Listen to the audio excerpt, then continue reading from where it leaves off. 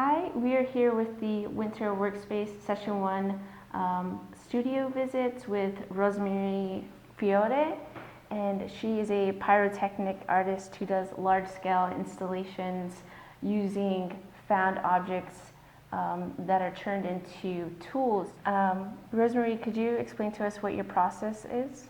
Sure. So I'm a painter who uses the smoke from fireworks. It's called fumage. It's a technique that was developed by the Surrealists. And what I do is I create my own tools to harness the smoke and the pigment that is carried within the smoke so that it shoots out of the tool and it makes marks on large-scale pieces of paper. This whole past year I've been really thinking about the tumbleweed, tumble tools, tools that tumble, and as they tumble and they move, they make marks.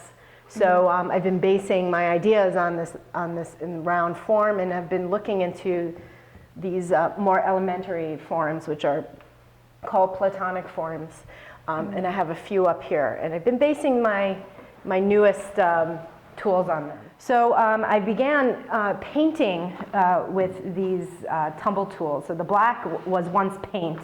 It was a performance that I did last summer where I covered all these tools with paint, and then I moved them through the use of a leaf blower. And that's where I came up with the idea of the triangle inserted into the sphere, and that's, again, the platonic forms are about that. So the fireworks will go into these areas, and the pressure builds up in here, and it shoots out. So same here, they go into these spaces here, shoots out. So when it rolls, and the tennis balls allow it to roll without breaking, and the wheels allow it to move as it rolls, it leaves these patterns as it goes. The metal inside the compartments, so you can't see it here because it's closed off, but it's the same. There's metal inside this one too. What that does is allows the heat to spread. So when the heat is generated from the release of the smoke fireworks, it's spread out throughout the compartment instead of focusing on one area, which would cause it to melt. Could you show us about, just kind of guide us through your process with this piece here? Or? Sure. So this is one of the tops to one of the compartments, which is not showing right now on this side. And the clay is put on top of it, and once it dries and cures, I go over here and drill into the piece to create the hole patterns that you see here. So over time, I'm able to excavate out holes that you can see in the back, but that are all kind of designed before the clay finishes its cure. And once that is completed, on that wall you can see some of the pieces that already have the holes pre-drilled. Once I finish, I put them up on the wall, and then when I need them, I install them on the piece.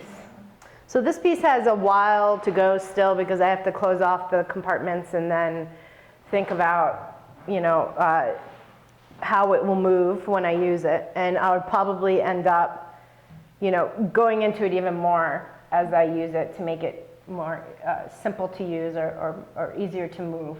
How has your time here at Wave Hill influenced your artistic trajectory or influenced the production of these tools? Well, I think just having direct access to nature and being able to find these platonic forms and forms that are relating to the sculptures and tools that I'm making here has been incredibly helpful. I mean, just being able to take a break from the studio, walk outside, and notice something that I then take and bring it to my work in some way, in one way or another. Mm-hmm.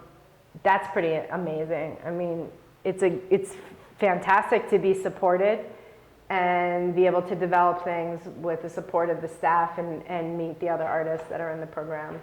And have conversations with them, which has also influenced my work. So it's been a really great opportunity for me to be here. Right. Yeah. Well, thank you so much, Rosemarie. Thank you. I appreciate your time, and thank you so much.